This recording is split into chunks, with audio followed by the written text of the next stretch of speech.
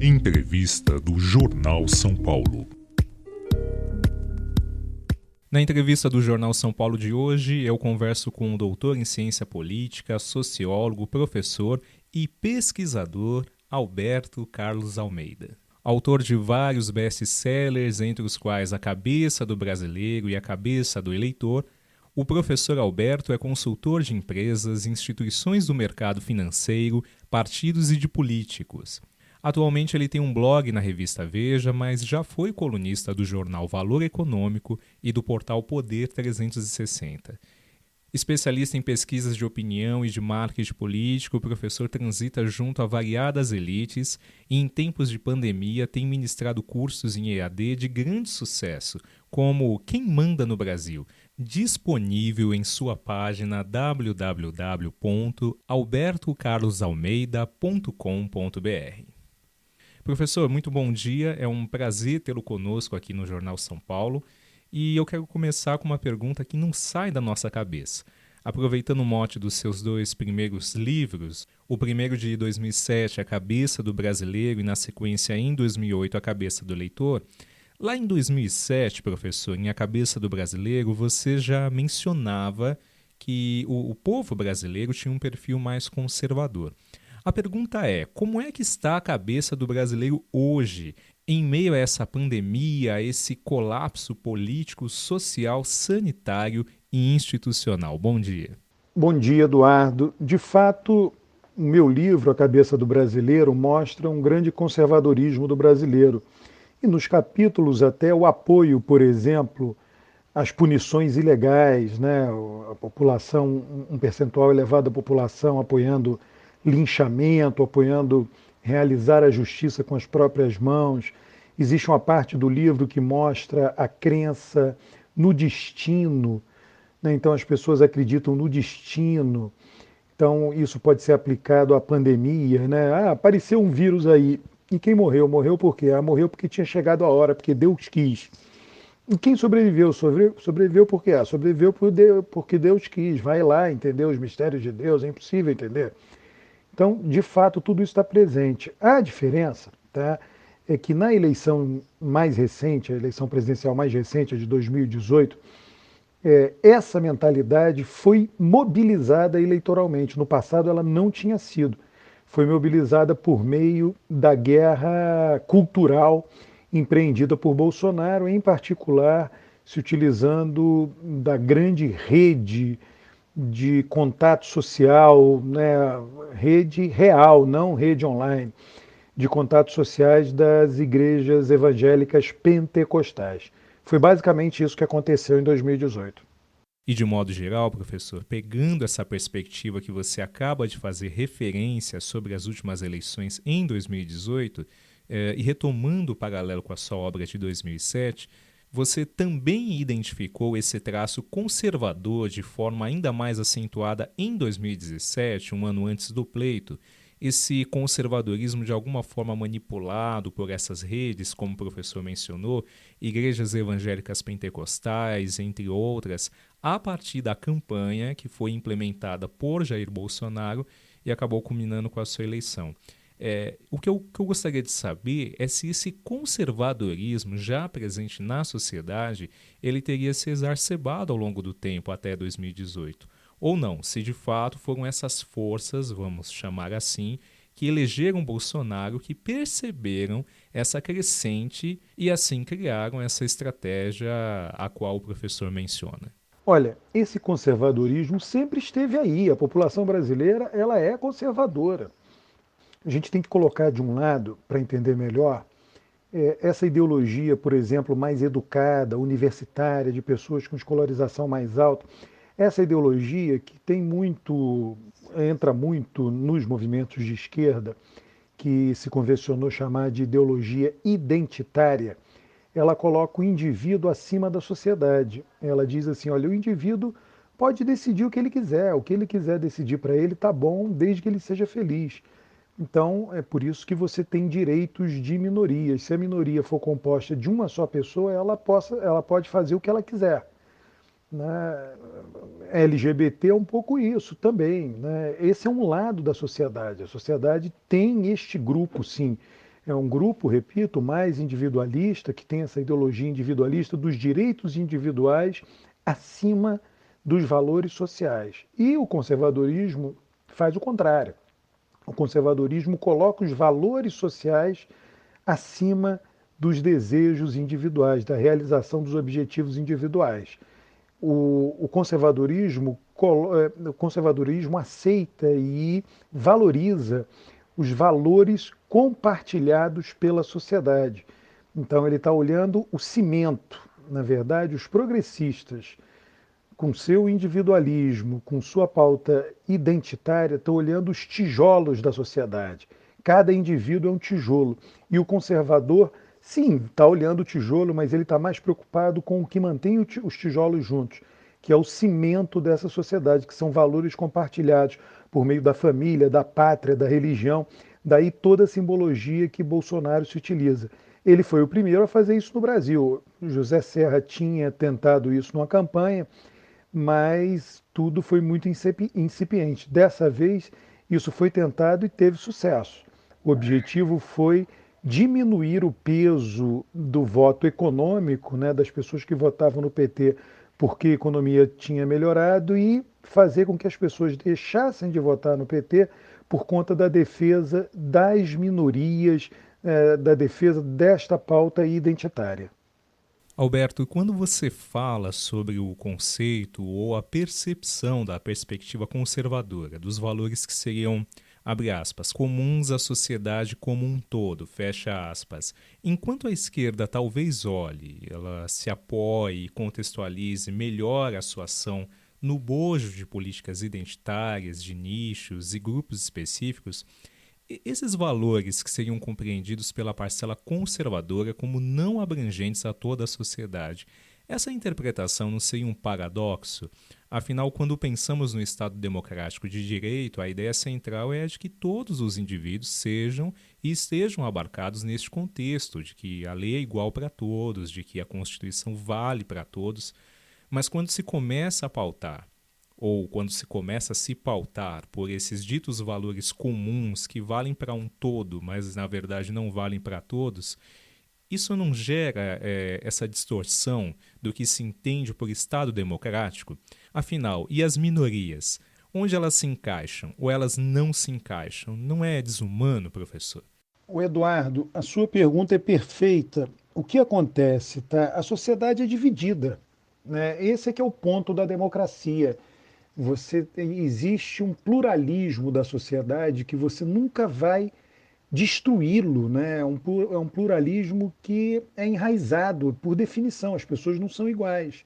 Então a sociedade ela é dividida entre, de um lado, aqueles que acham que o indivíduo está acima da sociedade, que os valores individuais são mais importantes. De vez em quando, esse grupo, em aliança com outros grupos, consegue eleger um governo que defenda os seus interesses, e você tem o outro lado da sociedade que é contra esses né, direitos individuais, sobrepujando os direitos individuais acima dos valores compartilhados da sociedade, que é a visão conservadora. E eles, de vez em quando, também vão ganhar eleições. E aí você tem alternância no poder. Você nunca vai ter um lado ou outro lado governando para sempre. O que você vai ter é que, de vez em quando, vai governar um que representa um lado, de vez em quando vai governar um partido que representa o outro. E aí eles serão atendidos alternadamente. Pode ser por um mandato, por 2 mandatos. No caso, se a gente olhar aí o que aconteceu, por exemplo, na área econômica, Collor, 5 anos, né? Collor e Itamar foram 5 anos, Fernando Henrique, 8.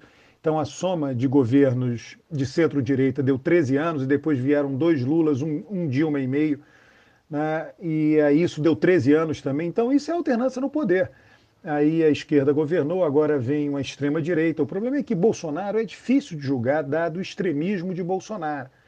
Mas se fosse um governo de direita racional, estaríamos aí com uma visão também conservadora, mais conservadora do que a esquerda.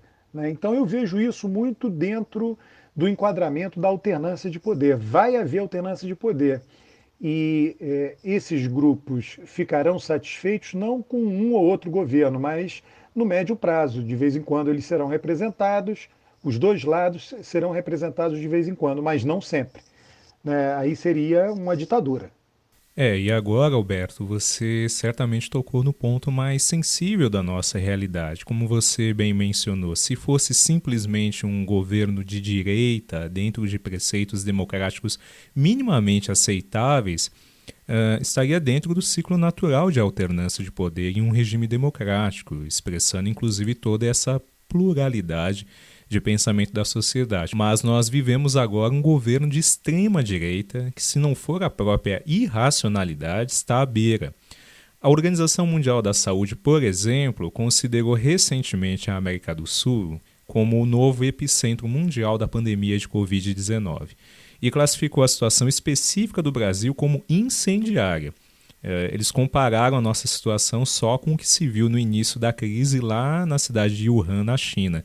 Como que o professor tem avaliado a postura do governo federal, do presidente, com uma série de atitudes visivelmente antidemocráticas, negacionistas, criando aglomerações, participando insistentemente de manifestações? Ontem mesmo esteve mais uma vez em Brasília, nessas manifestações que pedem a volta do AI-5, de intervenção militar, claramente movimentos antidemocráticos e inconstitucionais. Como é que a gente, professor, lida com tudo isso em meio à maior crise sanitária dos últimos tempos? O Brasil vem lidando com isso. Tá? A gente tem que separar o que o Bolsonaro fala do que o Bolsonaro faz, ou do que efetivamente ele consegue fazer. Eu não tenho dúvida, Bolsonaro gostaria de ser um ditador. Você que está me ouvindo, nós que estamos conversando, nós gostaríamos de sermos tão ricos como Bill Gates. Não adianta você querer, você não será tão rico como Bill Gates. Né? Não adianta Bolsonaro querer ser ditador, ele não será ditador. Por quê? Porque o querer dele não consegue se transformar em ser capaz, o querer não consegue se transformar em poder. Ele não pode ser ditador, porque tem instituições muito grandes, instituições muito fortes que impedem Bolsonaro de se tornar um ditador. Mesmo no caso da pandemia, é claro que ele é e vem sendo responsável por uma comunicação caótica que resulta na perda de vidas. Mas as instituições fizeram muita coisa, fizeram, eu diria, tudo que estava ao alcance delas fazer. Prefeitos e governadores, né? O Brasil é uma federação, o Brasil é uma república federalista e, em certo sentido, é uma república também municipalista. Né? Então, prefeitos e governadores estão combatendo a pandemia e o Supremo Tribunal Federal deu, né, os instrumentos necessários para que isso fosse feito com sucesso. Dizendo o quê? Normatizando e dizendo que o governo federal não poderia interferir nas decisões de prefeitos e governadores. Então é o que as instituições podem fazer. E elas fizeram. Elas vêm se comportando assim de forma recorrente, né? Elas vêm fazendo isso de forma recorrente. Então é algo que não pode ser desprezado. O que acontece é que Bolsonaro é alguém de fora da política, é alguém muito desqualificado. Então o erro do sistema, e aí tem um defeito do sistema assim, foi permitir com que Bolsonaro fosse candidato a presidente. Esse foi o grande erro do sistema. Tem outros governantes hoje do Poder Executivo no Brasil que são tão ruins quanto o Bolsonaro. Eles fazem menos mal ao país porque eles estão em âmbito estadual. O governador do Amazonas é um deles, o governador de Roraima é outro. Por quê? Porque nós temos muitos partidos e qualquer um acaba sendo candidato. Escolhe um partido, arruma uma legenda de aluguel e é candidato. E isso é devastador para o sistema. Acaba que o Brasil não faz uma boa seleção daqueles candidatos que são ofertados pelo sistema ao eleitor. Acredito que tanto eu como os ouvintes, professor, podemos tomar as suas palavras como um alento diante de tamanho caos. A gente espera que as instituições continuem mantendo, dentro da prerrogativa democrática, a situação minimamente sob controle. Eu concordo, Alberto, quando você diz que talvez o maior erro tenha sido do próprio sistema em permitir, né, que Bolsonaro tenha sido candidato, e por isso a gente preza que as instituições mantenham as bases do Estado democrático de direito firmes e no lugar. Agora, professor, como você tem avaliado, dentro de todo esse contexto institucional, o trabalho da imprensa brasileira? E mesmo recém-nascidos, nós do Jornal São Paulo nos incluímos nessa também. Essa decisão recente de alguns grupos de comunicação, como o Globo e a Folha de São Paulo, de não mais realizarem a cobertura naquele espaço que o presidente considera um cercadinho, ali em frente ao Palácio da Alvorada, onde ele com constância dá declarações, em especial aos seus apoiadores, nós vimos uma série de atitudes de hostilidade contra a imprensa, inclusive agressões físicas a colegas, o que culminou na decisão em não mais encaminhar profissionais para essa cobertura. De alguma maneira, Alberto, isso compromete a liberdade de imprensa no país? Essa coisa dos jornalistas deixarem de ir no cercadinho de Alvorada, eu vejo como algo pontual, estão se sentindo inseguros lá, né? A tropa do Bolsonaro, que vai, enfim. Eu vejo basicamente isso, quer dizer, eu acho que a sociedade brasileira é uma sociedade muito densa, com uma imprensa muito pujante, uma rede social muito forte. Se a gente pegar a liberdade que existe para usar e criticar o governo por meio das redes sociais, por todos os jornais, isso é imenso no Brasil. Quer dizer, o Brasil você pode fazer o que quiser em termos de crítica a qualquer governo, né?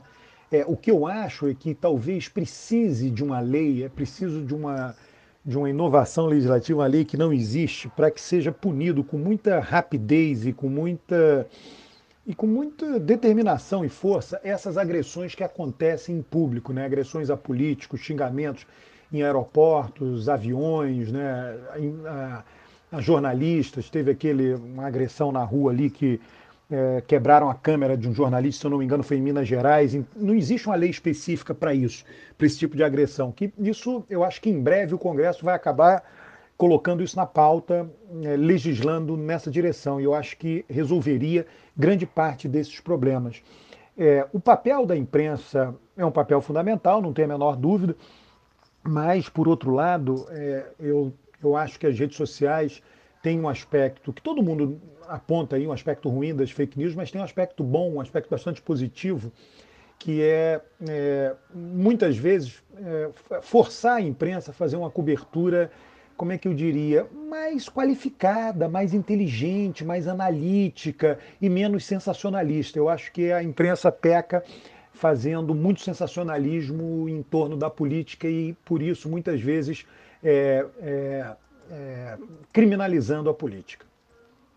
Professor Alberto Carlos Almeida, eu quero agradecer mais uma vez a sua participação aqui no Jornal São Paulo, nesse nosso bate-papo tão enriquecedor nessa manhã de segunda. Lembrando que o professor é autor dos livros A Cabeça do Brasileiro e A Cabeça do Eleitor e de outros sucessos como Os Erros das Pesquisas Eleitorais e de Opinião, esse de 2009, e o último, mais recente, de 2018, que é O Voto do Brasileiro. O professor tem também atualmente um blog na revista Veja, é consultor, assessora inclusive candidatos e políticos. E eu gostaria de saber o que o professor está preparando para os próximos tempos, mesmo em meio a essa pandemia. Tem sido um período produtivo, Alberto, ou tem sido um período de ansiedade? Como é que você tem lidado com esse momento? Eduardo, eu gostaria muito de agradecer a oportunidade de falar para você e para o Jornal São Paulo. Me coloco disponível para outras oportunidades que você queira me chamar para conversar. E estamos aí, né? Nesse período de pandemia, o trabalho não para, né? Eu tenho dinamizado muito as redes sociais, eu tenho um canal do YouTube, você acha facilmente o canal Alberto Carlos Almeida, coloca na procura do YouTube. É um canal já que cresceu bastante, eu tenho feito várias lives lá com gente muito qualificada, com o objetivo de entender o que se passa no Brasil. O meu canal tem essa finalidade, muito menos marcar posição, fazer proselitismo, muito mais compreender o que se passa no Brasil, ajudar as pessoas a entenderem o que se passa no Brasil. Eu tenho um original de um livro estou em busca de editora, mas prefiro nesse momento não revelar o conteúdo, né? No momento que eu achar o editor, eu imagino que ele sairá razoavelmente rápido. Extremamente pertinente, professor. O espaço está aberto sempre que o professor desejar, vai ser muito bem-vindo. Obrigado mais uma vez. Fica a dica do canal no YouTube, Alberto Carlos Almeida, canal de reflexões dialéticas, né, professor? Sem sofismos. Alberto, mais uma vez, muito obrigado a você. Tenha um bom dia. Eduardo, eu queria agradecer a você, eu queria dar um bom dia a você, dar um bom dia aos ouvintes da Rádio Jornal São Paulo, ao Jornal São Paulo, à Rádio 2. Foi uma satisfação estar aqui com vocês.